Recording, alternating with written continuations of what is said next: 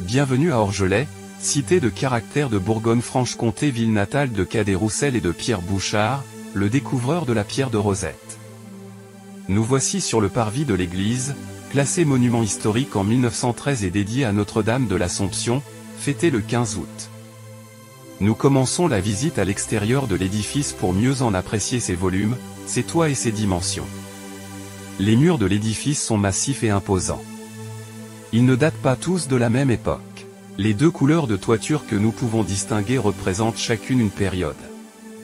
Les toitures basses en lauze délimitent les parties de l'église datant du XVe siècle. Les tuiles rouges indiquent les parties du XVIIe siècle. Vous avez sans doute constaté les différentes ouvertures dans les murs. Parmi elles, on distingue les percées sur lesquelles reposent les vitraux, des espaces fermés par des abat-sons, dans le beffroi, et au niveau de la chapelle Sainte-Anne, servant respectivement, pour l'une à descendre et à remonter les cloches, pour l'autre à accéder au toit bas pour y effectuer des travaux. Enfin, sur le côté ouest de l'église se trouve une meurtrière qui rappelle les remparts médiévaux.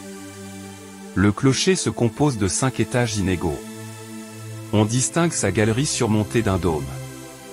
Il se termine par une lanterne, avec une croix et son coq, ce qui l'élève à 55 mètres.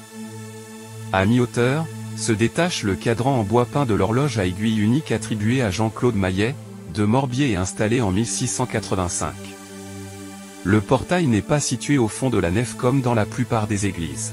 Orgelet était une ville fortifiée dès le XIIIe siècle, ce qui explique cet emplacement. Il est de style gothique flamboyant datant du XVIIe et pourvu de 2 niches malheureusement privées de leur statut.